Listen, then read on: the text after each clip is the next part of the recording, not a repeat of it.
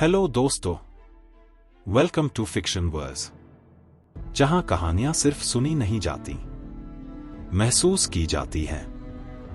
पिछले एपिसोड 10 में हम पहुंचे थे ड्रैगनस्टोन, जहां मिले थे हमें डेवोस सीवर्थ, एक साधारण नाविक से बना हुआ योद्धा, एक ऐसा आदमी जो अपने राजा से डरता भी है और उससे उम्मीद भी रखता है। हमने देखा कैसे स्टैनिस बैराथियन का कठोर न्याय और लाल पुजारिन मेलिसांद्रे की रहस्यमयी आस्था एक नई और खतरनाक दिशा में बढ़ रही है। एक तरफ कानून और सच्चाई, तो दूसरी तरफ अंधेरे देवताओं की फुसफुसाती आवाजें।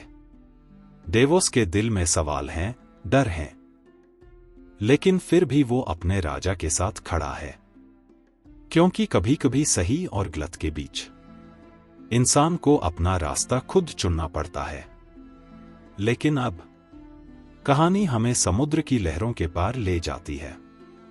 अब बारी है एपिसोड 11 की, और इस अध्याय का नाम है थियोन ग्रेजॉय।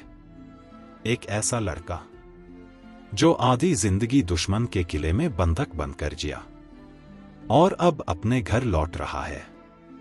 लेकिन सवाल यह है, क्या वह घर अब भी उसका है? थियोन आयरन आइलैंड्स का वारिस है, नमक और लोहे की धरती का बेटा, लेकिन उसकी परवरिश स्टार्कों के बीच हुई है। उसके दिल में घमंड है, उसकी आंखों में ताज का सपना है, और उसके हाथ में एक ऐसा प्रस्ताव जो पूरे वेस्टरोस की तकदीर बदल सकता है। यह अध्याय सिर्फ घर वापसी की कहानी नहीं है, यह पहचान की लड़ाई है, यह पिता और बेटे का टकराव है, और यह उस घमंडी फैसले की शुरुआत है जिसकी कीमत आने वाले समय में बहुत ज्यादा भारी पड़ने वाली है। तो आइए, लहरों की गर्जना, लोहे की गंध और सत्ता की भूख के बीच डूबते हैं इस कहानी में। शुरू करते हैं a clash of kings, episode 11, Theon Greyjoy. Pyke में कोई सुरक्षित बंदरगाह नहीं था, लेकिन थियोन ग्रेजॉय की इच्छा थी कि वह अपने पिता के किले को समुद्र से देखे, ठीक वैसे ही जैसे उसने उसे आखिरी बार देखा था 10 साल पहले। उस दिन जब रॉबर्ट बैराथियन की युद्ध नौका उसे यहां से दूर ले गई थी, एडार्ड स्टार्क के संरक्षण में एक बंधक के रूप में। उस दिन वह जहाज की रेलिंग के पास खड़ा था, चप्पुओं की एकसार चोट और कप्तान के ढोल की गूंजती थाप सुनता हुआ, और देखता रहा था कि पाइक कैसे धीरे धीरे उसकी आंखों से ओझल होता जा रहा है। आज वह चाहता था कि वही पाइक उसके सामने उभरे, समुद्र की छाती से उठता हुआ, पहले छोटा, फिर बड़ा, और फिर पूरी तरह उसके सामने खड़ा। उसकी इच्छा का मान रखते हुए मायरहैम जहाज उस नुकीले मोड़ के पास से जूझती हुई आगे बढ़ी। पाल हवा में फड़फड़ा रहे थे और कप्तान हवा को, अपने दल को और ऊंचे घरों के इन बिगड़े हुए युवाओं को कोसता जा रहा था। थियोन ने अपने लबादे की टोपी खींचकर सिर पर कस ली ताकि समुद्री छींटों से बच सके, और अपनी निगाहें उस दिशा में टिकाए रखी, घर की तलाश में। किनारा तेज, नुकीली चट्टानों और डरावनी, खामोश चट्टानों से भरा था। किला मानो उन्हीं चट्टानों का हिस्सा हो, उसकी मीनारें, दीवारें और पुल उसी धूसरकाली पत्थर से तराशे गए थे जिन्हें वही नमकीन लहरें भिगोती थी। उन्हीं पर गहरे हरे काई के फैलते धब्बे जमे थे, और उन्हीं पर समुद्री पक्षियों की बीट के सफेद छींटे थे। जिस जमीन के टुकड़े पर ग्रेजॉय परिवार ने अपना किला खड़ा किया था, वह कभी समुद्र के पेट में तलवार की तरह धंसा हुआ था, लेकिन हजारों सालों तक दिन रात लहरों ने उसे पीटा, तोड़ा, चकनाचूर किया। अब वहां बस 3 सूखे बंजर द्वीप बचे थे, और दर्जन भर ऊंचे पत्थर के स्तंभ ऐसे उठे हुए मानो किसी समुद्री देवता के मंदिर के खंभे हों, जिनके बीच क्रोधित लहरें झाग बनाती हुई टकरा रही थी। उदास, अंधेरा, भयावह पाइक उन द्वीपों और स्तंभों के ऊपर खड़ा था, लगभग उनका ही हिस्सा बनकर। उसकी परकोटे की दीवार उस भूभाग को घेरती थी, जहां से विशाल पत्थर का पुल चट्टान की चोटी से छलांग लगाता हुआ सबसे बड़े द्वीप तक पहुंचता था। वहीं खड़ा था ग्रेट कीप, भारी, विशाल और प्रभुत्व से भरा हुआ। उससे आगे किचन कीप और ब्लडी कीप थे, हर एक अपना अलग द्वीप लिए हुए। मीनारे और छोटी इमारतें उन पत्थर के स्तंभों से चिपकी हुई थी। जहां स्तंभ पास थे, वहां ढंकी हुई मेहराबें उन्हें जोड़ती थीं, और जहां दूरी ज्यादा थी, वहां लकड़ी और रस्सी के लंबे, हिलते हुए रास्ते बने थे। सबसे बाहरी द्वीप पर, उस टूटी हुई तलवार की नोक पर, सी टावर खड़ा था, किले का सबसे पुराना हिस्सा। गोल, ऊंचा और जिस सीधे खड़े पत्थर के स्तंभ पर वह टिका था, वह लगातार लहरों की मार से आधा खाया जा चुका था। टावर का निचला हिस्सा सदियों की नमकीन फुहार से सफेद पड़ चुका था। ऊपरी मंजिलें काई से हरी थीं, जो उस पर मोटे कंबल की तरह रेंग रही थी, और उसकी कंटीली चोटी काली थी, रात दर रात जलने वाली पहरे की आग के धुएं से। सी टावर के ऊपर उसके पिता का ध्वज हवा में फड़फड़ा रहा था। मायरहैम बहुत दूर थी, इसलिए थियोन कपड़े के सिवा कुछ और नहीं देख पा रहा था, लेकिन उसे अच्छी तरह पता था कि उस पर क्या बना है। हाउस ग्रेजॉय का सुनहरा क्रैकन काले मैदान पर अपनी भुजाएं मरोड़ता और फैलाता हुआ। वह ध्वज लोहे के खंभे से बंधा था और तेज झोंकों में कांपता, मरोड़ खाता हुआ लहरा रहा था, मानो कोई पक्षी उड़ान भरने के लिए खुद को छुड़ाने की कोशिश कर रहा हो। और यहां, कम से कम यहां, स्टार्क का डायरवुल्फ ऊपर नहीं उड़ रहा था, ग्रेजॉय क्रैकन पर अपनी छाया डालता हुआ। थियोन ने इससे अधिक रोमांचकारी दृश्य कभी नहीं देखा था। किले के पीछे के आकाश में, पतले, भागते हुए बादलों के बीच, धूमकेतु की महीन लाल पूंछ साफ दिखाई दे रही थी। रिवररन से लेकर सीगार्ड तक, मॉलिस्टर इस बात पर बहस करते रहे थे कि इसका क्या मतलब है। यह मेरा धूमकेतु है, थियोन ने मन ही मन खुद से कहा।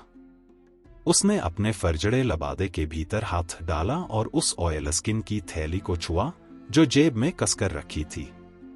उसके भीतर वह पत्र था जो रॉब स्टार्क ने उसे दिया था, कागज से कहीं बढ़कर, एक ताज जितना कीमती। क्या किला वैसा ही दिखता है जैसा आपको याद है, मिलॉर्ड? कप्तान की बेटी ने यह पूछा और बोलते हुए अपने शरीर को उसके बाजू से सटा लिया। यह छोटा लग रहा है, थियोन ने स्वीकार किया, हालांकि शायद यह दूरी की वजह से हो। मायरहैम ओल्ड टाउन से आई एक मोटे पेट वाली दक्षिणी व्यापारिक जहाज थी, शराब, कपड़ा और बीज लेकर आई थी, लोहे की अयस्क से सौदा करने के लिए। उसका कप्तान भी उतना ही मोटे पेट वाला दक्षिणी व्यापारी था। किले के नीचे उफनता हुआ पथरीला समुद्र उसकी मोटी होंठों को कांपने पर मजबूर कर रहा था, इसलिए वह जहाज को दूर ही रखे रहा, जितना थियोन चाहता था, उससे कहीं ज्यादा दूर। लोहे के द्वीपों का कोई कप्तान अपनी लंबी युद्ध नौका में जहाज को चट्टानों के साथ साथ ले जाता और उस ऊंचे पुल के नीचे से निकाल लेता जो गेट हाउस और ग्रेट कीप के बीच की खाई को पार करता था। लेकिन इस मोटे ओल्ड टाउन वाले के पास न तो वह हुनर था, न वह दल, और न ही इतना साहस। इसलिए वे सुरक्षित दूरी से ही निकल गए और थियोन को दूर से ही पाइक को देखने में संतोष करना पड़ा। फिर भी मायरहैम को उन चट्टानों से दूर रखने के लिए पूरी ताकत लगानी पड़ी। समुद्र गुर्राता रहा, लहरें टूटती रहीं, और थियोन भीगे लबादे के नीचे अपनी आंखों में वही एक दृश्य भरता रहा जिसे वह 10 साल से अपने भीतर संजोए हुए था। वहां जरूर बहुत हवा चलती होगी, कप्तान की बेटी ने समुद्र की तरफ देखते हुए कहा। थियोन हंस पड़ा। हवा भी, और ठंड भी, और हर तरफ नमी। सच कहूं तो रहने के लिए एक बेहद कठोर और बेरहम जगह। लेकिन मेरे पिता कहा करते थे कि कठिन जगहें ही कठिन इंसान पैदा करती हैं, और वही कठोर इंसान दुनिया पर राज करते हैं। कप्तान का चेहरा समुद्र जैसा हरा पड़ गया था जब वह झुकता हुआ थियोन के पास आया और बोला, क्या अब हम बंदरगाह की तरफ बढ़ सकते हैं, मिलॉर्ड? बिल्कुल, थियोन ने कहा, होठों पर एक हल्की, तिरछी मुस्कान खेलती हुई। सोने के वादे ने इस ओल्ड टाउन वाले को पूरी तरह चाटुकार बना दिया था। यात्रा बिल्कुल अलग होती अगर सीगार्ड पर उसकी उम्मीद के मुताबिक लोहे के द्वीपों की कोई लंबी नौका इंतजार कर रही होती। आयरनबॉर्न कप्तान घमंडी और जिद्दी होते थे और किसी आदमी के खून से प्रभावित नहीं होते थे। द्वीप इतने छोटे थे कि वहां किसी के लिए भी बहुत ज्यादा श्रद्धा या भय की जगह नहीं थी, और एक लंबी नौका तो उससे भी छोटी होती थी। कहा जाता था कि हर कप्तान अपनी नौका पर खुद एक राजा होता है, तो इसमें हैरानी कैसी कि इन द्वीपों को 10,000 राजाओं की धरती कहा जाता था। और जब तुमने अपने ही राजाओं को रेलिंग पर झुककर उल्टी करते और तूफान में हरा पड़ते देखा हो, तो उनके सामने घुटने टेक कर उन्हें देवता मान लेना बहुत मुश्किल हो जाता है। डूबा हुआ देवता इंसान बनाता है, हजारों साल पहले बूढ़े राजा उरॉन रेडहैंड ने कहा था, लेकिन ताज इंसान ही गढ़ते हैं। एक लंबी नौका यह सफर आधे समय में पूरा कर लेती। मायरहम सच कहें तो एक डगमगाता हुआ टब थी, और थियोन को जरा भी शौक नहीं था कि किसी तूफान में वह इस पर सवार हो। फिर भी वह पूरी तरह नाखुश नहीं था। वह यहां पहुंच चुका था, जिंदा, बिना डूबे, और इस यात्रा ने उसे कुछ और दिलचस्प मनोरंजन भी दिए थे। उसने कप्तान की बेटी की कमर में हाथ डाल दिया। जब हम लॉर्ड्स पोर्ट पहुंचे तो मुझे बुला लेना, उसने उसके पिता से कहा। हम नीचे होंगे, मेरी केबिन में। वह लड़की को अपने साथ पीछे की ओर ले गया और उसका पिता खामोशी में उन्हें घूरता रहा, चेहरे पर दबी हुई नाराजगी लिए। असल में वह केबिन कप्तान की थी, लेकिन सीगार्ड से रवाना होते समय उसे थियोन के इस्तेमाल के लिए दे दिया गया था। कप्तान की बेटी को उसके हवाले नहीं किया गया था, लेकिन वह अपनी मर्जी से ही उसके बिस्तर तक चली आई थी। एक प्याला शराब, कुछ धीमी फुसफुसाहटें, और फिर वह वही थी। लड़की उसके स्वाद के हिसाब से जरा मोटी थी, उसकी त्वचा दलिया जैसी धब्बेदार थी, लेकिन उसकी छातियां थियोन के हाथों में भर जाती थीं, और सबसे दिलचस्प बात, जब उसने पहली बार उसे लिया था, वह कुंवारी थी। उस उम्र में यह थोड़ी हैरानी की बात थी, लेकिन थियोन को यह काफी मजेदार लगा। उसे यकीन था कि कप्तान को यह बिल्कुल पसंद नहीं था, और यही बात और भी मनोरंजक थी, उस आदमी को अपनी बेइज्जती निगलते हुए देखना, जबकि वह एक ऊंचे घर के स्वामी के सामने अदब निभाने पर मजबूर था, और वादा किया गया सोने का भारी थैला उसके दिमाग से कभी दूर नहीं होता था। थियोन ने अपना भीगा हुआ लबादा उतारते हुए सुना, लड़की कह रही थी, आप अपने घर को दोबारा देखकर बहुत खुश होंगे ना, मिलॉर्ड। आप कितने साल दूर रहे? 10 साल या उसके आसपास, उसने जवाब दिया। मैं बस 10 साल का था जब मुझे विंटरफेल ले जाया गया, एडार्ड स्टार्क के संरक्षण में। नाम के लिए संरक्षित, हकीकत में बंधक। उसकी आधी जिंदगी एक कैदी की तरह गुजरी थी, लेकिन अब नहीं। अब उसकी जिंदगी फिर से उसकी अपनी थी, और आसपास कहीं कोई स्टार्क नजर नहीं आ रहा था। उसने कप्तान की बेटी को अपने करीब खींचा और उसके कान के पास होंठ ले जाकर फुसफुसाया, अपना लबादा उतार दो। लड़की ने नजरें झुका लीं, अचानक शर्म से भरकर, लेकिन वैसा ही किया जैसा उससे कहा गया था। समुद्री छींटों से भीगा भारी कपड़ा उसके कंधों से फिसलकर डेक पर गिर पड़ा। उसने हल्का सा झुककर सलाम किया और घबराई हुई मुस्कान दी। मुस्कुराते वक्त वह थोड़ी बेवकूफ लगती थी, लेकिन थियोन ने कभी औरतों से बहुत चालाक होने की उम्मीद नहीं की थी। इधर आओ, उसने कहा। वह आ गई। मैंने कभी आयरन आइलैंड्स नहीं देखे। खुद को खुशकिस्मत समझो, थियोन ने उसके बालों में उंगलियां फेरते हुए कहा। बाल महीन और काले थे, हालांकि हवा ने उन्हें उलझा दिया था। ये द्वीप कठोर और पथरीले हैं, आराम नाम की चीज लगभग नहीं, और भविष्य सिर्फ वीरानी। यहां मौत कभी दूर नहीं होती, और जिंदगी छोटी और तंग है। मर्द अपनी रातें शराब पीते हुए बिताते हैं और इस बात पर बहस करते हैं कि किसकी किस्मत ज्यादा खराब है, मछुआरों की जो हर दिन समुद्र से लड़ते हैं, या किसानों की जो उस पतली बेकार मिट्टी से थोड़ी सी फसल उगाने की कोशिश करते हैं। वह हल्का सा हंसा, पर उसकी आवाज में कड़वाहट थी।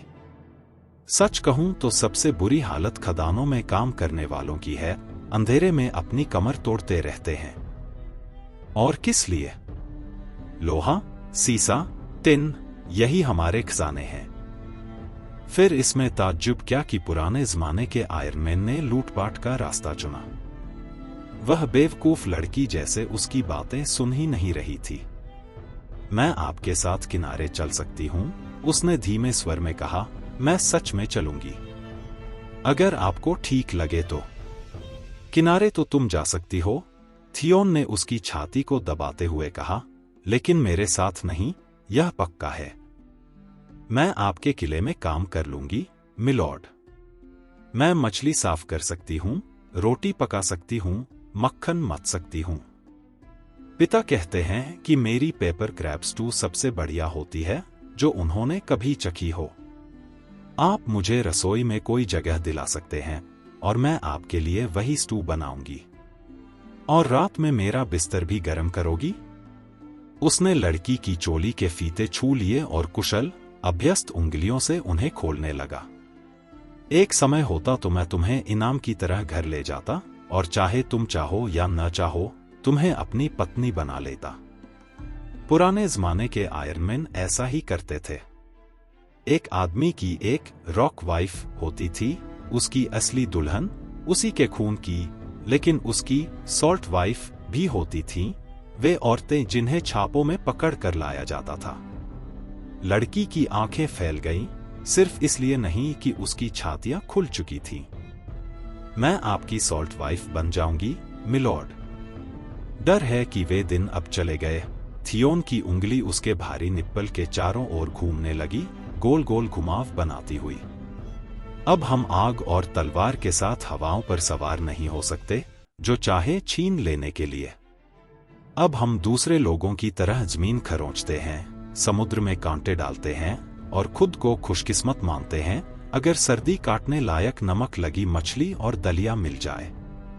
उसने उसका निप्पल मुंह में लिया और हल्के से काट लिया, जिससे लड़की के गले से एक दबी हुई आह निकल गई। अगर आपको अच्छा लगे तो आप फिर से मेरे भीतर कर सकते हैं, उसने उसके कान में फुसफुसाया जब वह उसे चूस रहा था। थियोन ने सिर उठाया तो जहां उसके होंठ लगे थे, वहां उसकी त्वचा गहरे लाल निशान से दागदार हो चुकी थी। मुझे तुम्हें कुछ नया सिखाने में ज्यादा मजा आएगा। मेरे फीते खोलो और अपने मुंह से मुझे खुश करो। मुंह से, वह हिचकिचाई। उसके अंगूठे ने हल्के से लड़की के भरे हुए होंठों को छुआ। ये होंठ उसी के लिए बने हैं, प्यारी। अगर तुम मेरी सॉल्ट वाइफ होती तो जैसा मैं कहता वैसा करती। शुरू में वह डरी सहमी थी, लेकिन इतनी बेवकूफ लड़की के लिए उसने काफी जल्दी सीख लिया और यह थियोन को अच्छा लगा।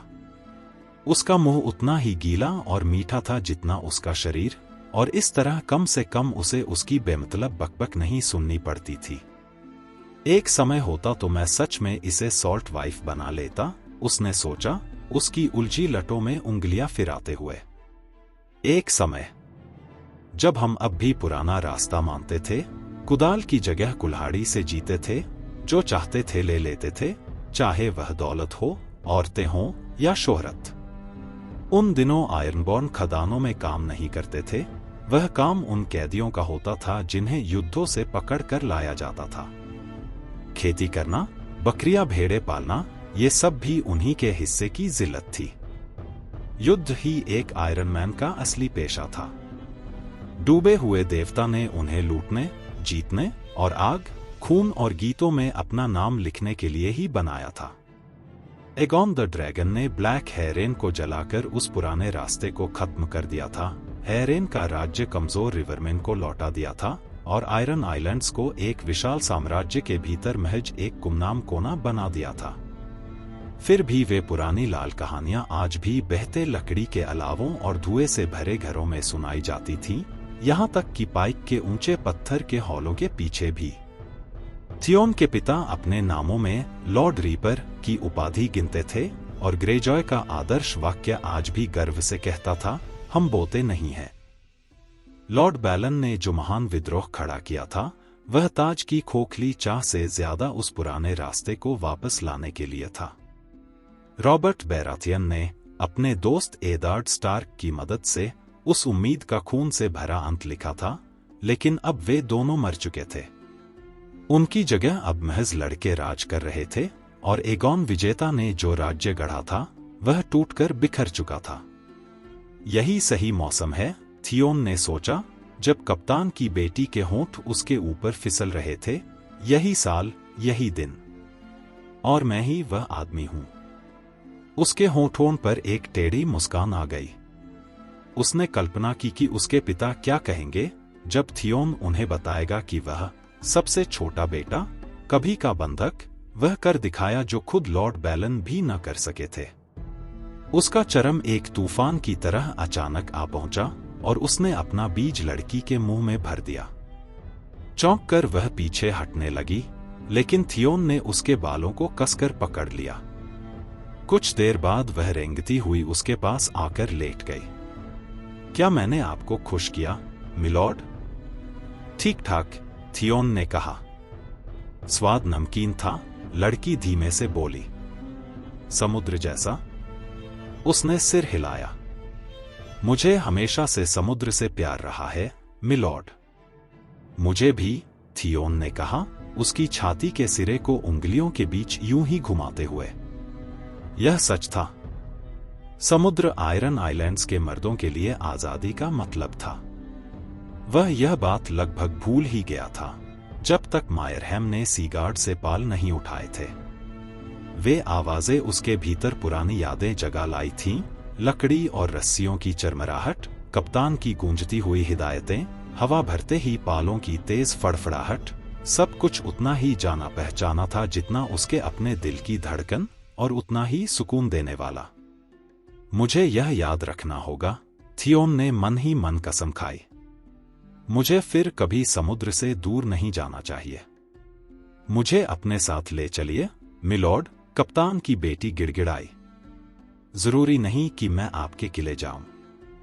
मैं किसी कस्बे में रह लूंगी, आपकी सॉल्ट वाइफ बनकर।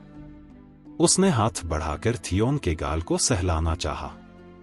थियोन ग्रेजॉय ने उसका हाथ एक तरफ झटक दिया और पलंग से उठ खड़ा हुआ। मेरी जगह पाइक है और तुम्हारी जगह यही जहाज। मैं अब यहां नहीं रह सकती। उसने अपनी पैंट के फीते बांधते हुए पूछा, क्यों नहीं? मेरे पिता, उसने कहा, आपके जाने के बाद वे मुझे सजा देंगे, मिलॉर्ड। मुझे गालियां देंगे और मारेंगे भी। थियोन ने अपना लबादा खूंटी से उतारा और कंधों पर डाल लिया। पिता ऐसे ही होते हैं, उसने चांदी की क्लिप से कपड़ा कसते हुए कहा। उसे कह देना कि उसे खुश होना चाहिए। जितनी बार मैंने तुम्हें लिया है, हो सकता है तुम गर्भवती हो। हर आदमी को यह सम्मान नहीं मिलता कि वह किसी राजा के बास्टर्ड को पाले। लड़की उसे मूर्खों की तरह ताकती रह गई और थियोन उसे वहीं छोड़कर बाहर निकल गया। मायरहैम अब पेड़ों से ढके एक मोड़ को पार कर रही थी। चीड़ से ढकी चट्टानों के नीचे दर्जन भर मछुआरे अपनी जाले समेट रहे थे। बड़ा जहाज उनसे काफी दूर रहकर रास्ता बदल रहा था। थियोन बेहतर नजारे के लिए जहाज के अगले हिस्से में आ गया।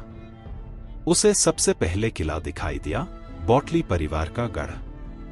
जब वह लड़का था तब वह लकड़ी और मिट्टी से बना था, लेकिन रॉबर्ट बैराथियन ने उसे जमीन तक जला दिया था। लॉर्ड सवेन ने बाद में उसे पत्थर से दोबारा खड़ा किया था। अब पहाड़ी की चोटी पर एक छोटा चौकोर कीप खड़ा था।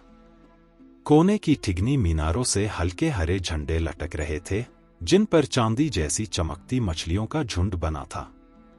उस छोटे से किले की संदिग्ध सुरक्षा के नीचे लॉर्ड स्पोर्ट का गांव फैला था और उसका बंदरगाह जहाजों से भरा हुआ था। आखिरी बार जब थियोन ने लॉर्ड स्पोर्ट देखा था, वह एक सुलगता हुआ उजाड़ मैदान था। जली हुई लंबी नौकाओं और टूटी हुई गैलियों के कंकाल पथरीले किनारे पर ऐसे पड़े थे जैसे मरे हुए विशाल समुद्री जीवों की हड्डियां हों, और घर बस टूटी दीवारें और ठंडी राख भर थे। 10 साल बाद युद्ध के निशान मुश्किल से बचे थे। छोटे लोगों ने पुराने पत्थरों से नई झोंपड़ियां बना ली थीं, छतों पर ताजी घास बिछा ली थी। घाट के पास एक नया सराय खड़ा हो गया था, पुराने से दुगना बड़ा, जिसकी निचली मंजिल तराशे पत्थरों की थी और ऊपर की 2 मंजिलें लकड़ी की। उसके आगे जो सेप्ट था वह कभी दोबारा नहीं बना, बस 7 किनारों वाली नींव ही बची थी। लगता था रॉबर्ट बैराथियन के गुस्से ने आयरन मैन के दिलों में नए देवताओं के लिए बची खुची आस्था भी खत्म कर दी थी। लेकिन थियोन की दिलचस्पी देवताओं से ज्यादा जहाजों में थी। अनगिनत मछली पकड़ने वाली नौकाओं के मस्तूलों के बीच उसने एक टाइरोशी व्यापारिक गैली देखी, जो एक भारी भरकम इब्बेनीज जहाज के पास माल उतार रही थी, जिसका काला तार से पुता हुआ ढांचा दूर से ही अलग दिखता था। समुद्र में या उत्तर की कंकरीली तट पर खिंची हुई कम से कम 50-60 लंबी नौकाएं थीं। कुछ पालों पर दूसरे द्वीपों के निशान बने थे, विंच का खून जैसा लाल चांद, लॉर्ड गुड ब्रदर का पट्टेदार काला युद्ध सिंह, हार्लॉक की चांदी की दरांती। थियोन की नजरें अपने चाचा यूरोन की साइलेंस को ढूंढने लगीं। उस पतली भयानक लाल नौका का कहीं नामो निशान नहीं था, लेकिन उसके पिता की ग्रेट क्रैकन वहां मौजूद थी, जिसके अगले हिस्से पर धूसर लोहे का राम उसी जीव के आकार में बना था जिसके नाम पर वह जहाज रखा गया था। क्या लॉर्ड बैलन ने उसके आने का अंदाजा पहले ही लगा लिया था और ग्रेजॉय के झंडे बुला लिए थे? थियोन का हाथ फिर से लबादे के भीतर गया, उस ऑयलस्किन की थैली को छूने। उसके पत्र के बारे में रॉब स्टार्क के सिवा किसी को पता नहीं था। वे इतने मूर्ख नहीं थे कि अपने राज किसी पक्षी के हवाले कर दें। फिर भी लॉर्ड बैलन भी कोई मूर्ख नहीं थे। हो सकता है उन्होंने भाप लिया हो कि उनका बेटा इतने सालों बाद अचानक घर क्यों लौट रहा है और उसी हिसाब से कदम उठाए हों। यह ख्याल थियोन को जरा भी अच्छा नहीं लगा। उसके पिता की जंग बहुत पहले खत्म हो चुकी थी और हार के साथ। यह वक्त थियोन का था, उसकी योजना, उसकी शोहरत और वक्त आने पर उसका ताज। लेकिन अगर ये लंबी नौकाएं किसी अभियान की तैयारी में हैं, थोड़ा सोचने पर उसे लगा कि शायद यह बस एहतियात भर हो, एक रक्षात्मक कदम, ताकि यह जंग समुद्र पार उनके द्वीपों तक न पहुंच जाए। बूढ़े आदमी स्वभाव से सावधान होते हैं। उसके पिता अब बूढ़े हो चुके थे और उसके चाचा विक्टेरियन भी, जो आयरन फ्लीट की कमान संभालते थे। चाचा यूरोन जरूर एक अलग ही किस्म के इंसान थे, लेकिन उनकी साइलेंस बंदरगाह में दिखाई नहीं दे रही थी। अच्छा ही है, थियोन ने खुद को समझाया, इस तरह मैं और तेजी से वार कर सकूंगा। जैसे जैसे मायरहैम जमीन की ओर बढ़ी, थियोन बेचैनी से डेक पर टहलता रहा, किनारे को परखता हुआ।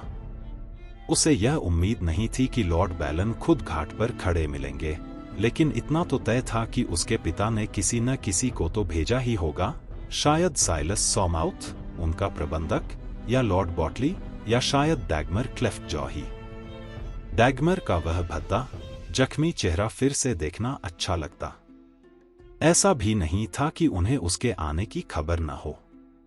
रॉब ने रिवररन से कौवे भेजे थे, और जब सीगार्ड पर कोई लंबी नौका नहीं मिली, तो जेसन मॉलिस्टर ने अपने पक्षी पाइक भेज दिए थे, यह मानकर कि रॉब वाले रास्ते में खो गए होंगे। फिर भी उसे कोई जाना पहचाना चेहरा नहीं दिखा।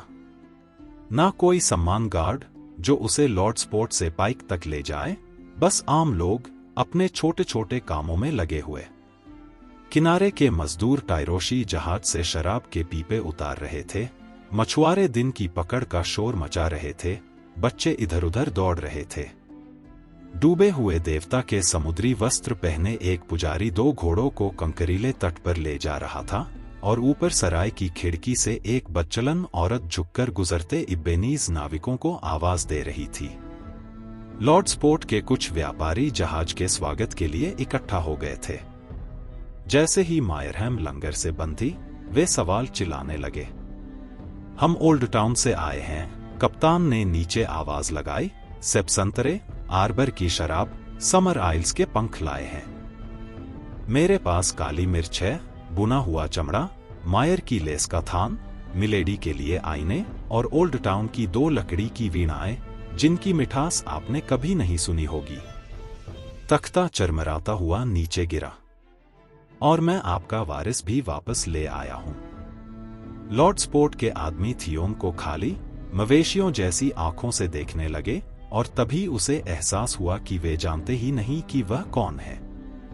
उसे गुस्सा आ गया। उसने कप्तान की हथेली पर एक सुनहरा ड्रैगन रख दिया। मेरे सामान उतरवा दो। जवाब का इंतजार किए बिना वह तख्ते से नीचे उतर गया। सराय वाले, उसने कड़क कर कहा, मुझे एक घोड़ा चाहिए। जैसी आपकी मर्जी, मिलॉर्ड, आदमी ने बिना झुके जवाब दिया। थियोन भूल ही गया था कि आयरनबॉर्न कितने बेबाक होते हैं। संयोग से मेरे पास एक है। आप कहां जाने का इरादा रखते हैं, मिलॉर्ड? पाइक। वह मूर्ख अब भी उसे नहीं पहचान पाया था। काश उसने अपना अच्छा कोट पहना होता जिस पर सीने पर क्रैकन कड़ा था। आपको जल्दी निकलना चाहिए ताकि अंधेरा होने से पहले पाइक पहुंच जाए, सराय वाले ने कहा। मेरा लड़का आपके साथ चलकर रास्ता दिखा देगा। तुम्हारे लड़के की जरूरत नहीं पड़ेगी, पीछे से एक गहरी आवाज गूंजी, और न तुम्हारे घोड़े की। मैं अपने भतीजे को उसके पिता के घर तक खुद ले जाऊंगा। बोलने वाला वही पुजारी था जिसे थियोन ने तट पर घोड़ों के साथ देखा था। जैसे ही वह पास आया, आसपास के लोग घुटनों पर झुक गए और थियोन ने सराय वाले के मुंह से फुसफुसाहट सुनी। Dam fair. लंबा और दुबला-पतला, तेज काली आंखें और बाज जैसी नाक। पुजारी ने हरे, धूसर और नीले धब्बेदार वस्त्र पहने थे, डूबे हुए देवता के घूमते रंगों जैसे। चमड़े की पट्टी से बंधी एक पानी की मशक उसकी बाह के नीचे लटक रही थी और सूखी समुद्री घास की रस्सियां उसकी कमर तक लंबी काली दाढ़ी और बालों में गुंथी हुई थी। थियोन के मन में एक पुरानी याद चुभी। अपने दुर्लभ छोटे पत्रों में से एक में लॉर्ड बैलन ने लिखा था कि उनका सबसे छोटा भाई तूफान में डूब गया था और किनारे पर जिंदा लौट आने के बाद धर्म में डूब गया। चाचा एरॉन, उसने संदेह से पूछा। भतीजे थियोन, पुजारी ने जवाब दिया। तुम्हारे पिता ने मुझे तुम्हें लाने भेजा है। आओ। एक पल, चाचा। थियोन ने मायरहैम की ओर मुड़कर कहा, मेरा सामान। एक नाविक उसका ऊंचा यू का धनुष और तीरों का तरकश ले आया, लेकिन उसके अच्छे कपड़ों का थैला कप्तान की बेटी लेकर आई। मिलॉर्ड, उसकी आंखें लाल थीं। जब थियोन ने थैला लिया तो वह आगे बढ़कर उसे गले लगाने की कोशिश करने लगी, वहीं अपने पिता, उसके पुजारी चाचा और आधे द्वीप के सामने। थियोन चतुराई से एक कदम हट गया। तुम्हारा धन्यवाद। कृपया, वह बोली, मैं सच में आपसे प्यार करती हूं, मिलॉर्ड। मुझे जाना होगा। वह जल्दी से अपने चाचा के पीछे बढ़ गया, जो घाट पर काफी आगे निकल चुके थे। थियोन ने लंबे कदमों में उन्हें पकड़ लिया। मैंने सोचा नहीं था कि आप मिलेंगे, चाचा। 10 साल बाद लगा था शायद मेरे पिता या मां खुद आएंगे या डैगमर को सम्मान गार्ड के साथ भेजेंगे। लॉर्ड रीपर ऑफ पाइक के आदेशों पर सवाल उठाना तुम्हारा काम नहीं है। पुजारी का लहजा ठंडा था, बिल्कुल उस आदमी जैसा नहीं जिसे थियोन याद करता था। एरॉन ग्रेजॉय कभी उसके चाचाओं में सबसे मिलनसार हुआ करते थे, बेफिक्र, हंसने को हमेशा तैयार, गानों, शराब और औरतों के शौकीन। जहां तक डैगमर की बात है, क्लेफ्ट जॉ तुम्हारे पिता के हुक्म पर ओल्ड विक गया है, स्टोन हाउस और ड्रम परिवारों को इकट्ठा करने। किस मकसद से? लंबी नौकाएं क्यों जमा हो रही हैं? लंबी नौकाएं आखिर कब नहीं जमा हुई? उसके चाचा ने घोड़ों को पानी किनारे वाली सराय के सामने बांध रखा था। वहां पहुंचकर वे थियोन की ओर मुड़े। सच बताओ, भतीजे, क्या अब तुम भेड़ियों के देवताओं से प्रार्थना करते हो? थियोन शायद ही कभी प्रार्थना करता था, लेकिन यह बात किसी पुजारी के सामने, भले ही वह उसके पिता का सगा भाई क्यों न हो, कबूल नहीं की जा सकती थी। नेड स्टार्क एक पेड़ से प्रार्थना करता था। नहीं, मुझे स्टार्क के देवताओं से कोई मतलब नहीं। अच्छा है, घुटनों पर बैठो। जमीन पत्थरों और कीचड़ से भरी थी। चाचा, मैं। घुटने टेको। या अब तुम बहुत घमंडी हो गए हो, हरे मैदानों के कोई छोटे से लॉर्ड बनकर हमारे बीच आए हो? थियोन घुटनों के बल बैठ गया। वह यहां एक मकसद से आया था और उसे पूरा करने के लिए शायद एरॉन की मदद की जरूरत पड़ती। एक ताज के लिए पैंट पर थोड़ी मिट्टी और घोड़े की गंदगी सह लेना कोई बड़ी कीमत नहीं थी। सिर झुकाओ। चाचा ने मशक उठाई, काग निकाला और समुद्री पानी की पतली धार थियोन के सिर पर गिरा दी। पानी उसके बालों को भिगोता हुआ माथे से होकर आंखों में उतर आया। लहरें उसके गालों पर बहने लगीं और एक ठंडी लकीर लबादे और कोट के नीचे से उसकी रीढ़ पर रेंग गई। नमक ने उसकी आंखों में ऐसी जलन भर दी कि वह मुश्किल से चीख रोक पाया। होठों पर उसे समुद्र का स्वाद महसूस हुआ। थियोन, अपने सेवक को समुद्र से फिर जन्म लेने दो, जैसे तुमने लिया था, एरॉन ग्रेजॉय ने मंत्र की तरह कहा। इसे नमक से आशीर्वाद दो, पत्थर से आशीर्वाद दो, इस्पात से आशीर्वाद दो। भतीजे, क्या तुम्हें अब भी शब्द याद हैं? जो मर चुका है वह कभी मर नहीं सकता, थियोन ने याद करते हुए कहा। जो मर चुका है वह कभी मर नहीं सकता, चाचा ने दोहराया। बल्कि फिर उठता है, और ज्यादा कठोर, ज्यादा शक्तिशाली। अब खड़े हो जाओ। थियोन उठ खड़ा हुआ, आंखों में नमक के कारण आए आंसू झपकते हुए। बिना कुछ कहे उसके चाचा ने मशक बंद की, घोड़ा खोला और उस पर सवार हो गए। थियोन ने भी वैसा ही किया। दोनों साथ चल पड़े। सराय और बंदरगाह पीछे छूटते गए और वे लॉर्ड बॉटली के किले के पास से होते हुए पथरीली पहाड़ियों की ओर बढ़ गए। पुजारी ने इसके बाद एक भी शब्द नहीं कहा। मैंने अपनी आधी जिंदगी घर से दूर बिताई है, आखिरकार थियोन ने चुप्पी तोड़ी। क्या मुझे द्वीप बदले हुए मिलेंगे? मर्द समुद्र में मछली पकड़ते हैं, जमीन खोदते हैं और मर जाते हैं। औरतें खून और दर्द में बच्चे जनती हैं और मर जाती हैं। रात दिन के पीछे आती है। हवाएं और ज्वार वैसे ही रहते हैं। द्वीप वैसे ही हैं जैसे हमारे देवता ने उन्हें बनाया था। देवताओं की कसम, ये तो बहुत कड़वा हो गया है, थियोन ने सोचा। क्या पाइक में मेरी बहन और मां मिलेंगी?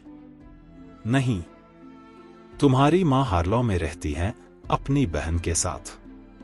वहां मौसम कम कठोर है और उनकी खांसी भी उन्हें परेशान करती है। तुम्हारी बहन ब्लैक विंड लेकर ग्रेट विक गई है, तुम्हारे पिता के संदेश लेकर। वह जल्द लौटेगी, यह तय है। थियोन को यह बताने की जरूरत नहीं थी कि ब्लैक विंड आशा की लंबी नौका का नाम था। 10 साल से उसने अपनी बहन को नहीं देखा था, मगर इतना वह जानता था। अजीब था कि उसने ऐसा नाम चुना जब रॉब स्टार्क के भेड़िए का नाम ग्रे विंड था। स्टार्क का ग्रे और ग्रेजॉय का ब्लैक, उसने धीमे से मुस्कुराते हुए कहा। लेकिन लगता है हम दोनों ही थोड़े विंडी हैं। पुजारी ने इस पर कुछ नहीं कहा। और आप, चाचा? थियोन ने पूछा। जब मुझे पाइक से ले जाया गया था तब तो आप पुजारी नहीं थे। मुझे याद है आप मेज पर खड़े होकर पुराने लूट के गीत गाया करते थे, हाथ में शराब का सींग लिए। मैं तब जवान था और घमंडी, एरॉन ग्रेजॉय ने कहा। लेकिन समुद्र ने मेरी सारी मूर्खताएं और घमंड धो डाले। वह आदमी डूब गया, भतीजे। उसके फेफड़े समुद्री पानी से भर गए और मछलियों ने उसकी आंखों की परतें खा लीं।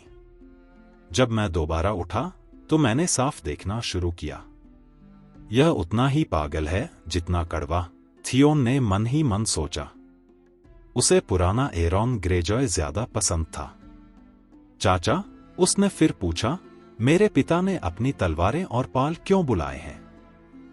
निस्संदेह वह तुम्हें पाइक पहुंचकर खुद बताएंगे। मैं उनकी योजनाएं अभी जानना चाहता हूं। मुझसे तुम्हें कुछ नहीं मिलेगा। हमें हुक्म है कि इस बारे में किसी भी आदमी से बात न करें। मुझसे भी। थियोन का गुस्सा भड़क उठा। उसने युद्ध में आदमी लीड किए थे, एक राजा के साथ शिकार किया था, टूर्नी की भिड़ंतों में सम्मान जीता था, ब्रिंडेन ब्लैकफिश और ग्रेट जॉन अंबर के साथ सवारी की थी, विस्परिंग वुड में लड़ा था, जितनी लड़कियों के नाम उसे याद भी नहीं, उनसे ज्यादा के साथ सो चुका था, और फिर भी यह चाचा उससे ऐसे पेश आ रहा था जैसे वह अब भी 10 साल का बच्चा हो। अगर मेरे पिता जंग की योजना बना रहे हैं तो मुझे उसका पता होना चाहिए। मैं कोई भी आदमी नहीं हूं, मैं पाइक और आयरन आइलैंड्स का वारिस हूं। इस बारे में उसके चाचा ने कहा, हम देखेंगे।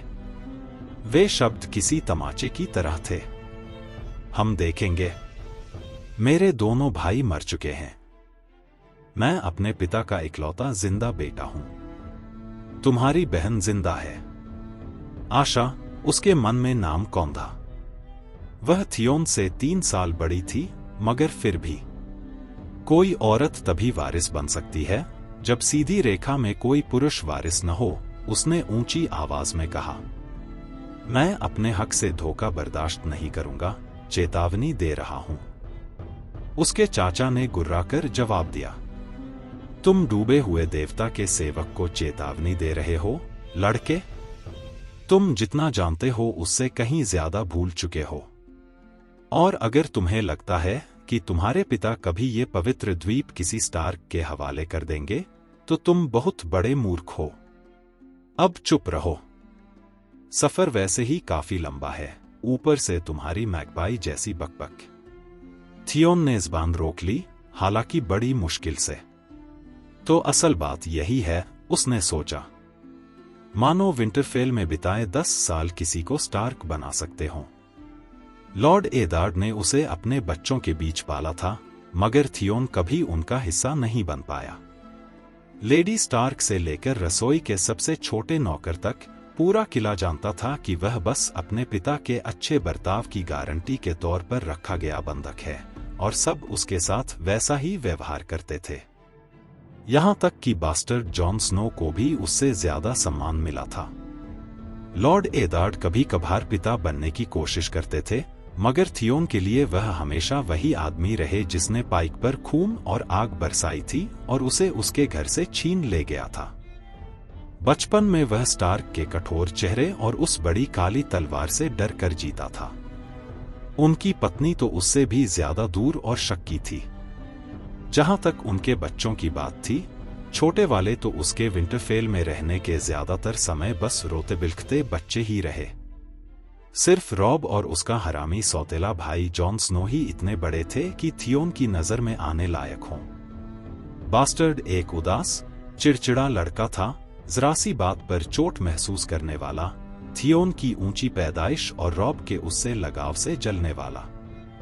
रॉब के लिए थियोन के दिल में कुछ स्नेह जरूर था, जैसे किसी छोटे भाई के लिए होता है, मगर यह बात यहां कहना ठीक नहीं होता। पाइक में लगता था पुरानी जंगें अब भी लड़ी जा रही थी। इसमें हैरानी भी नहीं होनी चाहिए थी। आयरन आइलैंड्स अतीत में जीते थे, वर्तमान बहुत कड़वा और कठोर था सहने के लिए। ऊपर से उसके पिता और चाचा सब बूढ़े हो चुके थे, और बूढ़े लॉर्ड ऐसे ही होते हैं, वे अपनी धूल भरी दुश्मनियां कब्र तक साथ ले जाते हैं, न कुछ भूलते हैं, न माफ करते हैं।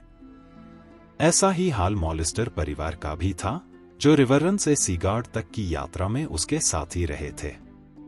पैट्रिक मॉलिस्टर बुरा आदमी नहीं था, दोनों की पसंद भी मिलती थी, औरतें, शराब और बाजबाजी।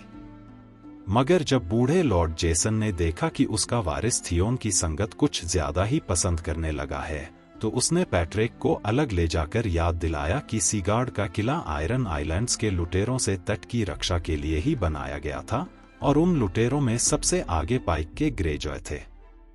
उनका बूमिंग टावर उसी विशाल कांसे की घंटी के नाम पर था, जिसे पुराने दिनों में तब बजाया जाता था जब पश्चिमी क्षितिज पर लंबी नौकाएं दिखती थीं, ताकि नगरवासी और किसान किले में शरण ले सकें। इससे फर्क नहीं पड़ता कि वह घंटी 300 साल में बस एक बार ही बजी। पैट्रिक ने अगले दिन थियोन से कहा था, जब वह अपने पिता की चेतावनियां और हरे सेब की शराब का घड़ा दोनों बांट रहा था। जब मेरे भाई ने सीगार्ड पर हमला किया था, थियोन ने जवाब दिया था। लॉर्ड जेसन ने रॉड्रिक ग्रेजॉय को किले की दीवारों के नीचे मार गिराया था और आयरनमैन को वापस खाड़ी में धकेल दिया था। अगर तुम्हारे पिता को लगता है कि मैं इसके लिए उनसे कोई दुश्मनी रखता हूं, तो सिर्फ इसलिए कि वे रॉड्रिक को जानते नहीं थे। दोनों उस बात पर हंस पड़े थे और फिर पैट्रिक के जान पहचान वाली एक चुलबुली मिलर की बीवी की तरफ दौड़ लगा दी थी। काश पैट्रिक इस वक्त मेरे साथ होता, थियोन ने सोचा। मॉलिस्टर होते हुए भी वह इस खट्टे, सख्त पुजारी से कहीं बेहतर सफर का साथी था, जिसमें उसके चाचा एरॉन अब बदल चुके थे। जिस रास्ते पर वे सवार थे, वह घुमावदार था और लगातार ऊपर की ओर चढ़ता जाता था, नंगे, पथरीले पहाड़ों की तरफ। जल्द ही समुद्र आंखों से ओझल हो गया, हालांकि नम हवा में नमक की तीखी गंध अब भी टंगी हुई थी। वे एक ही स्थिर, बोझिल रफ्तार से आगे बढ़ते रहे, एक चरवाहे की छोटी सी बस्ती के पास से, फिर एक छोड़ी हुई खदान के खंडहरों के पास से। यह नया, पवित्र बना एरॉन ग्रेजॉय बातूनी बिल्कुल नहीं था। दोनों एक उदास खामोशी में सवार थे। आखिरकार थियोन से और सहा नहीं गया। रॉब स्टार्क अब विंटरफेल का लॉर्ड है, उसने कहा। एरॉन बिना रुके आगे बढ़ता रहा। एक भेड़िया दूसरे से बहुत अलग नहीं होता। रॉब ने आयरन थ्रोन से नाता तोड़ लिया है और खुद को उत्तर का राजा घोषित कर दिया है। जंग छिड़ चुकी है। मेस्टर के कावे नमक के ऊपर भी उड़ते हैं और पत्थर के ऊपर भी। यह खबर पुरानी और ठंडी हो चुकी है। इसका मतलब है एक नए दौर की शुरुआत, चाचा। हर सुबह एक नया दिन लाती है, पुजारी ने कहा, जो पुराने दिन जैसा ही होता है।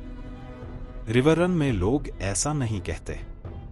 वहां कहते हैं कि लाल धूमकेतु एक नए युग का संकेत है, देवताओं का संदेश। संकेत तो है, पुजारी ने सहमति दी। लेकिन हमारे देवता का, उनके नहीं। यह जलती हुई मशाल है, वैसी ही जैसी हमारे लोग पुराने जमाने में उठाया करते थे। यह वह ज्वाला है जो डूबा हुआ देवता समुद्र से लाया था, और यह उठते हुए ज्वार की घोषणा करती है। अब समय आ गया है कि हम पाल उठाएं और आग व तलवार के साथ दुनिया में निकल पड़े, जैसे उसने किया था। थियोन मुस्कराया। इस बात से मैं पूरी तरह सहमत हूं। इंसान का देवता से सहमत होना, एरॉन ने कहा, तूफान से सहमत होती बारिश की बूंद जैसा है। यह बूंद एक दिन राजा बनेगी, बूढ़े आदमी। थियोन अपने चाचा की इस उदासी से अब पूरी तरह तंग आ चुका था। उसने घोड़े में एड़ लगाई और आगे निकल गया, होठों पर हल्की मुस्कान लिए। जब वे पाइक की दीवारों तक पहुंचे, तब सूरज डूबने को था। काली पत्थर की वह दीवारें एक अर्धचंद्र की तरह एक चट्टान से दूसरी चट्टान तक फैली थीं, बीच में द्वारगृह और दोनों ओर 3-3 चौकोर मीनारे। थियोन अब भी रॉबर्ट बैराथियन के गुलेलों से पड़े घावों के निशान पहचान सकता था। पुरानी दक्षिणी मीनार के खंडहरों से एक नई मीनार खड़ी की गई थी। उसका पत्थर हल्के स्लेटी रंग का था, जिस पर अभी काई के धब्बे नहीं जमे थे। यहीं रॉबर्ट ने सेंध लगाई थी, मलबे और लाशों के ऊपर से चढ़ते हुए, हाथ में अपना युद्ध थोड़ा लिए, और उसके साथ नेड स्टार्क। थियोन ने वह सबसी टावर की सुरक्षा से देखा था, और आज भी कभी कभी सपनों में उसे मशालों की रोशनी और गिरते पत्थरों की भारी गड़गड़ाहट सुनाई देती थी। फाटक उसके लिए खुले थे, जंग लगी लोहे की जाली ऊपर खिंची हुई। दीवारों पर खड़े पहरेदार अजनबी निगाहों से देखते रहे, जब थियोन ग्रेजॉय आखिरकार घर लौटा। परकोटे के भीतर लगभग 50 एकड़ का ऊंचा भूभाग था, जो सीधे आकाश और समुद्र से टकराता था। यहीं अस्तबल थे, कुत्तों के बाड़े थे, और दूसरी सहायक इमारतें बिखरी हुई थी। भेड़े और सुअर अपने बाड़ों में सिमटे हुए थे, जबकि किले के कुत्ते खुले घूम रहे थे। दक्षिण में खड़ी चट्टानें थीं और ग्रेट कीप तक जाता चौड़ा पत्थर का पुल। थियोन जैसे ही काठी से उतरा, उसे लहरों के टकराने की आवाज सुनाई दी। एक अस्तबल का आदमी उसका घोड़ा ले गया। 2 दुबले-पतले बच्चे और कुछ थ्रॉल उसे निस्तेज आंखों से घूरते रहे, मगर न तो उसका पिता दिखाई दिया और न ही कोई ऐसा चेहरा जिसे वह बचपन से पहचानता हो। एक बेरुखा, कड़वा स्वागत, उसने सोचा। पुजारी घोड़े से नहीं उतरा था। क्या आप रात यहीं नहीं रुकेंगे, चाचा? थियोन ने पूछा। हमारा मांस और मधु साझा नहीं करेंगे? मुझे तुम्हें लाने का हुक्म था, एरॉन ने कहा। तुम लाए जा चुके हो। अब मैं हमारे देवता के काम पर लौटता हूं। एरॉन ग्रेजॉय ने घोड़ा मोड़ा और फाटक की कीचड़ सनी नुकीली सलाखों के नीचे से धीरे धीरे बाहर चला गया। एक झुकी हुई बूढ़ी औरत ढीली ढाली धूसर पोशाक में सावधानी से थियोन के पास आई। मलॉर्ड, मुझे भेजा गया है आपको कक्षों तक ले जाने। किसके आदेश से? आपके पिता के, मलॉर्ड। थियोन ने दस्ताने उतार दिए। तो तुम्हें पता है मैं कौन हूं? फिर मेरे पिता यहां मेरा स्वागत करने क्यों नहीं आए? वे सी टावर में आपका इंतजार कर रहे हैं, मलॉर्ड, जब आप यात्रा की थकान से कुछ संभल जाए। और मुझे नेड स्टार्क ठंडा लगता था। और तुम कौन हो? हेल्या। मैं आपके पिता के लिए इस किले की देखरेख करती हूं। यहां साइलस प्रबंधक था, थियोन ने कहा। लोग उसे सॉमाउथ कहते थे। आज भी उसे बूढ़े आदमी की शराब सनी सांस की बदबू याद आ गई। पिछले 5 साल से मर चुका है, मलॉर्ड। और मिस्टर कैलन? वह कहाँ है? वह समुद्र में सो रहा है। अब वेंडामायर कौवों की देखभाल करता है। यहां मैं जैसे कोई अजनबी हूं, थियोन ने सोचा। कुछ भी नहीं बदला। और फिर भी सब कुछ बदल गया है। मुझे मेरे कक्षों तक ले चलो, औरत, उसने आदेश दिया। कठोरता से झुककर उसने उसे हेडलैंड पार कर पुल की ओर ले जाना शुरू किया। कम से कम वह तो वैसा ही था जैसा उसे याद था।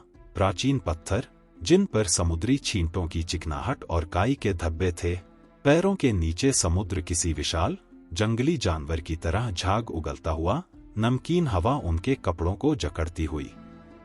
जब जब उसने अपने घर लौटने की कल्पना की थी, वह खुद को हमेशा सी टावर के उस आरामदेह शयन कक्ष में लौटता हुआ देखता था, जहां उसने बचपन में नींद ली थी। मगर बूढ़ी औरत उसे ब्लडी कीप ले आई। यहाँ के हॉल बड़े थे और साज सज्जा बेहतर, हालांकि ठंड और नमी में कोई कमी नहीं थी।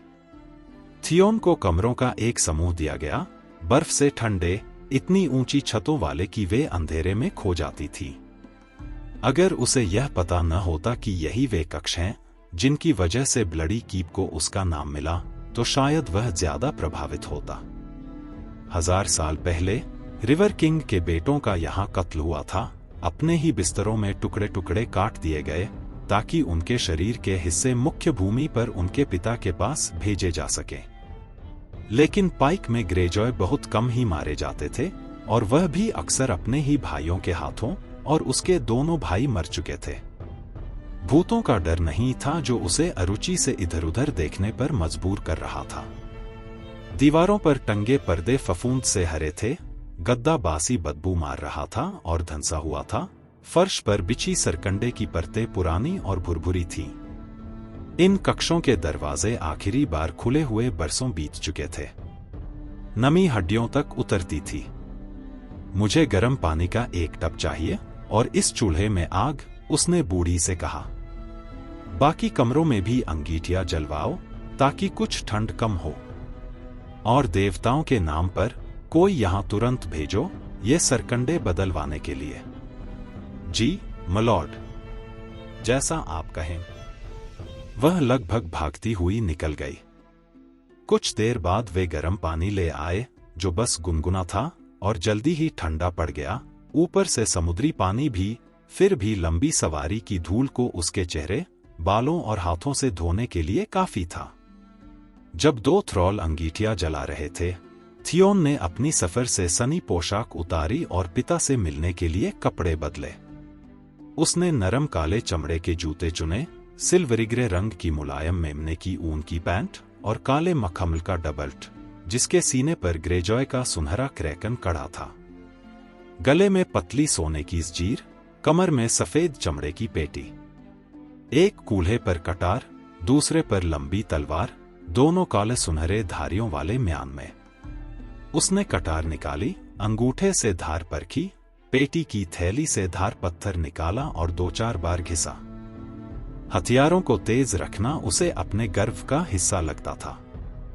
जब मैं लौटूं तो कमरा गर्म होना चाहिए और सरकंडे बदले हुए, उसने काले दस्ताने पहनते हुए थ्रॉल्स को चेताया। रेशम पर सुनहरे धागे की नाजुक बेलबूटेदार कढ़ाई थी। थियोन ढंकी हुई पत्थर की राह से ग्रेट कीप लौटा। उसके कदमों की गूंज नीचे समुद्र की लगातार गर्जना से मिलती जा रही थी। टेढ़े खंभे पर खड़े सी टावर तक पहुंचने के लिए उसे 3 और पुल पार करने पड़े, हर एक पहले से ज्यादा संकरा।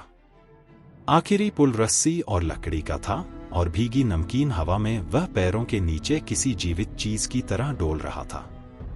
आधे रास्ते तक पहुंचते पहुंचते थियोन का दिल मुंह में आ गया।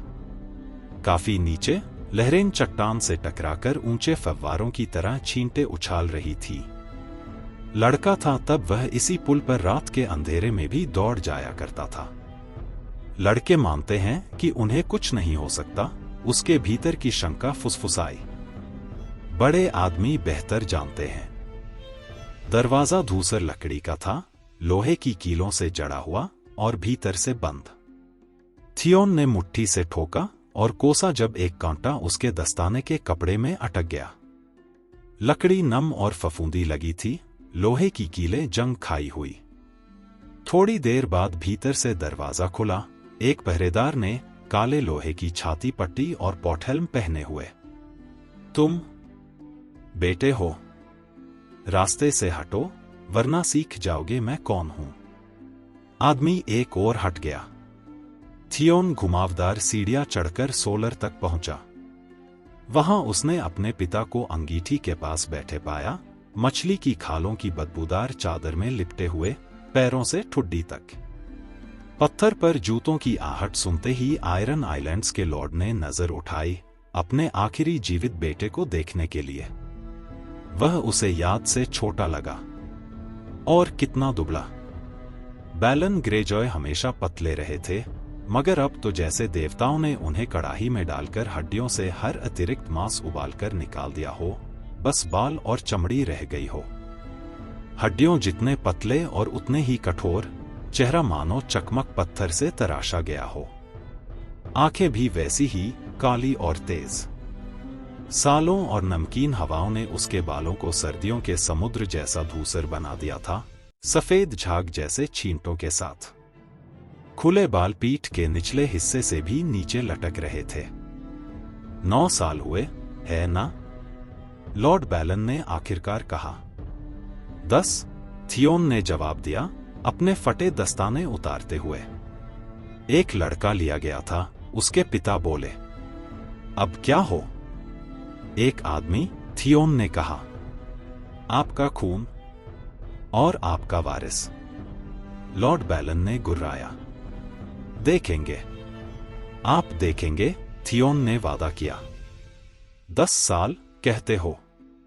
जितने बरस तुम मेरे पास थे, उतने ही स्टार्क के पास रहे। और अब तुम उसके दूत बनकर आए हो। उसके नहीं, थियोन बोला। लॉर्ड एदार्ड मर चुका है, लैनिस्टर रानी सर्सी ने उसका सिर कटवाया। दोनों मर चुके हैं, बैलन ने कहा। स्टार्क भी और वह रॉबर्ट भी जिसने मेरे किले की दीवारें अपने पत्थरों से तोड़ी थी। मैंने कसम खाई थी कि दोनों को कब्र में देखूंगा, और देख लिया। उसके चेहरे पर एक कड़वी सिकुड़न आई। फिर भी ठंड और नमी मेरे जोड़ आज भी दुखाते हैं, जैसे तब दुखाते थे। तो इससे हासिल क्या हुआ? बहुत कुछ, थियोन आगे बढ़ा। मैं एक पत्र लाया हूं। क्या नेड स्टार्क ने तुम्हें ऐसे कपड़े पहनाए? उसके पिता ने बीच में टोक दिया, अपनी खालों के नीचे से आंखें सिकोड़कर देखते हुए। क्या उसे अच्छा लगता था तुम्हें मखमल और रेशम में सजाना, अपनी प्यारी बेटी बनाकर? थियोन के चेहरे पर लहू चढ़ आया। मैं किसी की बेटी नहीं हूं। अगर मेरे कपड़े आपको पसंद नहीं तो मैं बदल दूंगा। तुम बदलोगे? खाले झटक कर लॉर्ड बैलन खड़े हो गए। वे थियोन की याद से छोटे लगे। गले में जो खिलौना पहना है वह सोने से खरीदा या लोहे से? थियोन ने सोने की इस जीर को छुआ। वह भूल ही गया था। इतना समय हो गया है। पुराने रास्ते में औरतें सिक्कों से खरीदे गहनों से सजती थीं, मगर योद्धा वही आभूषण पहनता था जो उसने अपने हाथों से मारे दुश्मनों की लाशों से उतारे हों। इसे लोहे की कीमत चुकाना कहते थे। कुंवारी की तरह लाल हो रहे हो, थियोन, बैलन ने कहा। सवाल पूछा गया था, सोने की कीमत या लोहे की? सोने की, थियोन ने स्वीकार किया। उसके पिता ने उंगलियां जंजीर के नीचे डालकर ऐसा झटका दिया कि अगर कड़ी पहले न टूटती तो थियोन का सिर ही उतर जाता। मेरी बेटी ने प्रेमी के लिए कुल्हाड़ी उठाई है, लॉर्ड बैलन बोले। मैं अपने बेटे को वेश्या की तरह सजा हुआ नहीं देखूंगा। टूटी जंजीर उसने अंगीठी में फेंक दी, जहां वह कोयलों के बीच फिसल गई। जैसा मुझे डर था। हरे मैदानों ने तुम्हें मुलायम बना दिया है और स्टार्कों ने तुम्हें अपना बना लिया है। आप गलत हैं। नेड स्टार्क मेरा जेलर था, मगर मेरा खून अब भी नमक और लोहा है। लॉर्ड बैलन अंगीठी की ओर मुड़े, अपनी हड्डियों जैसी उंगलियां गर्म करते हुए। फिर भी स्टार्क का पिल्ला तुम्हें मेरे पास भेजता है, एक अच्छी तरह सिखाए कौवे की तरह, उसके छोटे से संदेश को थामे। जो पत्र मैं लाया हूं वह छोटा नहीं, थियोन बोला, और जो प्रस्ताव है वह मैंने ही सुझाया था। तो यह भेड़िया राजा तुम्हारी सलाह मानता है? यह ख्याल बैलन को मनोरंजक लगा। मानता है, थियोन ने कहा। मैंने उसके साथ शिकार किया है, उसके साथ अभ्यास किया है, उसके साथ मांस और मधु बांटे हैं, उसके साथ युद्ध लड़ा है। मैंने उसका भरोसा कमाया है। वह मुझे बड़े भाई की तरह देखता है। वह नहीं। उसके पिता ने उंगली थियोन के चेहरे के सामने गड़ा दी। यहां नहीं, पाइक में नहीं, मेरी मौजूदगी में नहीं, तुम उसे भाई नहीं कहोगे। उस आदमी का बेटा जिसने तुम्हारे सगे भाइयों को तलवार से काटा। या तुम्हें रॉड्रिक और मैरॉन याद नहीं, जो तुम्हारे ही खून थे? मैं कुछ नहीं भूलता। सच यह था कि नेड स्टार्क ने उसके किसी भाई को नहीं मारा था। रॉड्रिक सीगार्ड में लॉर्ड जेसन मॉलिस्टर के हाथों मारा गया था और मैरॉन पुराने दक्षिणी टावर के ढहने में कुचल गया था। मगर अगर युद्ध की लहर उन्हें आमने सामने ले आती तो स्टार्क भी देर न करता। मुझे अपने भाई अच्छी तरह याद हैं, थियोन ने जिद की। उसे खास तौर पर रॉड्रिक की शराबी थप्पड़बाजी और मैरॉन की क्रूर ठिठोलियां व अंतहीन झूठ याद थे। मुझे वह समय भी याद है जब मेरे पिता भी राजा थे। उसने रॉब का पत्र निकाला और आगे बढ़ा दिया। यह लीजिए, पढ़िए। Your grace. लॉर्ड बैलन ने मोहर तोड़ी और चर्म पत्र खोला। उसकी काली आंखें पंक्तियों पर फिसलती रहीं। तो यह लड़का मुझे फिर से एक ताज देना चाहता है, वह बोला, और बदले में बस उसके दुश्मनों को कुचलना होगा। उसके पतले होंठों पर टेढ़ी मुस्कान आई। अब तक रॉब गोल्डन टूथ पर होगा, थियोन ने कहा। जैसे ही वह गिरता है, वह एक ही दिन में पहाड़ियों के पार होगा। लॉर्ड टाइविन की सेना हेरेनहॉल में है, पश्चिम से कटी हुई। किंग्सलेयर रिवरन में कैदी है। पश्चिम में रॉब का सामना करने को सिर्फ सर स्टैफर्ड लैनिस्टर और उसकी इकट्ठी की जा रही कच्चीरी टुकड़ियां बची हैं। सर स्टैफर्ड अपनी सेना को रॉब और लैपोर्ट के बीच खड़ा करेगा, जिसका मतलब है कि जब हम समुद्र से उतरेंगे, शहर असुरक्षित होगा। और अगर देवता हमारे साथ हुए, तो शायद खुद कैस्टली रॉक भी लैनिस्टरों के समझने से पहले ही गिर जाए कि हम उन पर आ पहुंचे हैं। लॉर्ड बैलन ने गुर्राकर कहा, कैस्टली रॉक कभी नहीं गिरा। अब तक। थियोन मुस्कराया। और कितना मधुर होगा वह पल। उसके पिता ने मुस्कान नहीं लौटाई। तो यही वजह है कि रॉब स्टार्क तुम्हें इतने वर्षों बाद मेरे पास भेजता है? ताकि तुम मुझे उसकी इस योजना के लिए राजी कर सको। यह मेरी योजना है, रॉब की नहीं, थियोन ने गर्व से कहा। मेरी, और जीत भी मेरी होगी, और समय आने पर ताज भी। अगर आपको मंजूर हो तो मैं खुद हमले का नेतृत्व करूंगा, और इनाम में बस इतना चाहूंगा कि लैनिस्टरों से छीन लेने के बाद आप कैस्टली रॉक मुझे मेरी गद्दी के तौर पर दे दें। रॉक के साथ वह लैपोर्ट और पश्चिम की सुनहरी जमीनों पर कब्जा कर सकता था, ऐसी दौलत और ताकत जैसी हाउस ग्रेजॉय ने कभी नहीं देखी थी। एक ख्याल और कुछ पंक्तियों की लिखावट के बदले तुम अपने लिए बड़ा इनाम तय कर रहे हो, उसके पिता ने कहा और पत्र फिर से पढ़ा। इस पिले ने किसी इनाम का जिक्र नहीं किया, बस यह लिखा है कि तुम उसकी ओर से बोलते हो और मुझे सुनना है, अपनी पालें और तलवारें देनी हैं, और बदले में वह मुझे एक ताज देगा। उसकी चकमकसी आंखें बेटे की आंखों से मिली। वह मुझे एक ताज देगा, उसने दोहराया, आवाज और तीखी होती गई। शब्दों का चुनाव गलत है, मतलब यह है कि मतलब वही है जो कहा गया है, लॉर्ड बैलन ने काट दिया। लड़का मुझे ताज देगा, और जो दिया जाता है वह छीना भी जा सकता है। उसने पत्र को अंगीठी में जंजीर के ऊपर उछाल दिया। चर्म पत्र मुड़ा, काला पड़ा और आग पकड़ ली। थियोन हतप्रभ रह गया। क्या आप पागल हो गए हैं?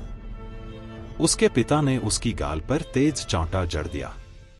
जुबान संभालो, तुम अब विंटरफेल में नहीं हो, और मैं रॉब नाम का कोई लड़का नहीं हूं कि मुझसे ऐसे बात करो।